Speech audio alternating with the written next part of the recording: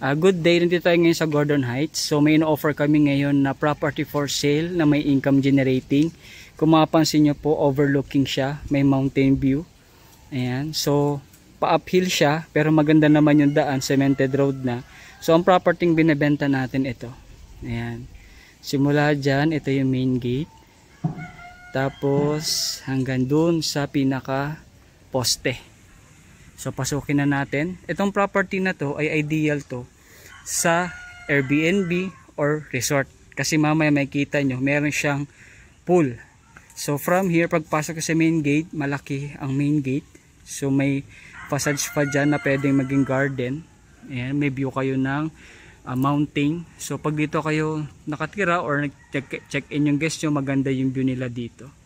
So from here, ganito kalawak ang main entrance. So may kanya-kanyang parking lot yung bawat unit. May 4 na unit ito. So sa isang unit may 3 room. Tapos yung pinakadulo, hati siya sa gitna, may tag-2 room. So from here, ayan, may aircon na rin siya. Meron pa rin ditong maliit na pwedeng magawing garden. So nakapasok ka tayo dito sa main gate. Ayan. So pasukin natin yung pool muna, para sa ganun magkaroon kayo ng idea.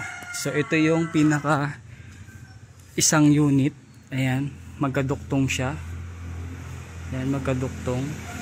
Tagtatatlong kwarto yan. 3 room siya sa bawat unit. So may garahe pa rito. Tapos ito na yung pinaka pool. Ang nagustuhan ko dito, mapuno. Ayan, makikita nyo naman ang vibes ng puno, napakaganda. So pine tree siya. So ito yung pool, dire-diretso lang. So dito sa pool may 2 pool siya. Pwedeng meron pang kids. Ito malalim din to, siguro mga nasa 6 feet yung lalim niya. Ayan. So from there pwede pang magkaroon ng may tangke siya. Tapos storage room, pwede pa yan. So ikutin lang natin to para may idea kayo. So dito ay sa pool area, sa backyard. So dun yung main gate. Ayan. So tingnan natin ito. Ayan, tapos may nakita ko dito parang pathway, palalim siya. Siguro dito pupunta yung mga paglilinis tong swimming pool, dito pupunta yung mga tubig. Ayan siya. Tapos may narinig akong parang sapa sa likod nito kasi may running water siya. Ayan yung pathway niya. So nakita ko, storage din to ng tubig. Tsaka maganda yung ano niya, kung sakaling malakas yung ulan, dito lang pupunta. Ayan siya. So may narinig akong running water dito sa likod ng pader, malamang may sapa dyan na maliit. Ikutan lang natin, ito yung pool.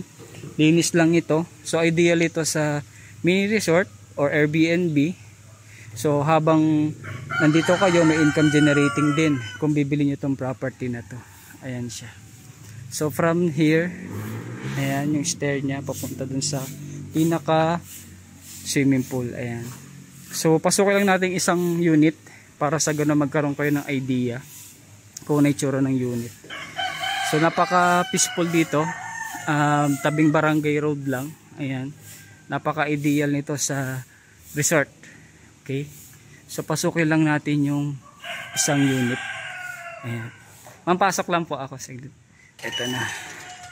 So from the main door, ayan yung makikita nyo. So may second floor siya. Ito yung sala niya. Ayan. Tapos, ay ang ganda ng view dito. Ayan o. Ito yung pinaka kitchen area. Ayan. May kitchen. So ito yung nagustuhan ko rito. So relaxing. Yung hangin na galing sa labas, pumapasok dito, napaka-refreshing. Ayan. May pathway pa dyan, tapos may puno. Ayan yung view nyo. May kita nyo naman, may mountain view. Tapos papunta na yan doon sa harapan. Ayan.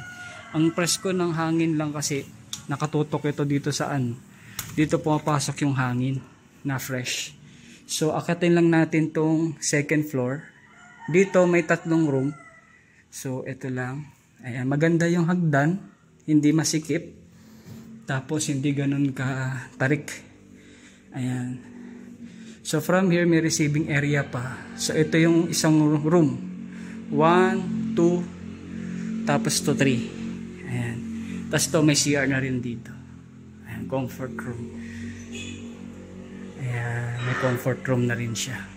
So from here, may view pa siya. Ayan. So ito yung pinaka the best na spot na room. May mga built-in aircon. Ayan siya. Yung view nyo. Tuwing morning. Ayan.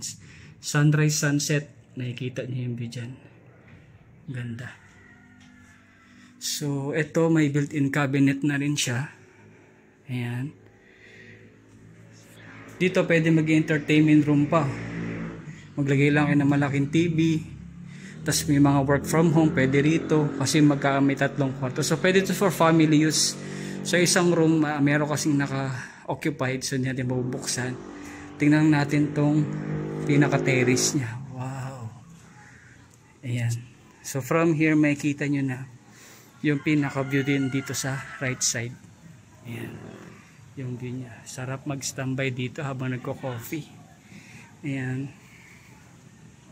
So ito yung property na work through ko na kayo. Halos same lang siya ng design sa pinasukan natin. And kagandahan siya. Malaki yung area niya. So minaximize talaga yung area. Kasi may kanya-kanyang parking pa. Tas along barangay road pa siya. So yun lang. Kung interested po kayo dito sa property, message lang po kayo. Baba na po tayo.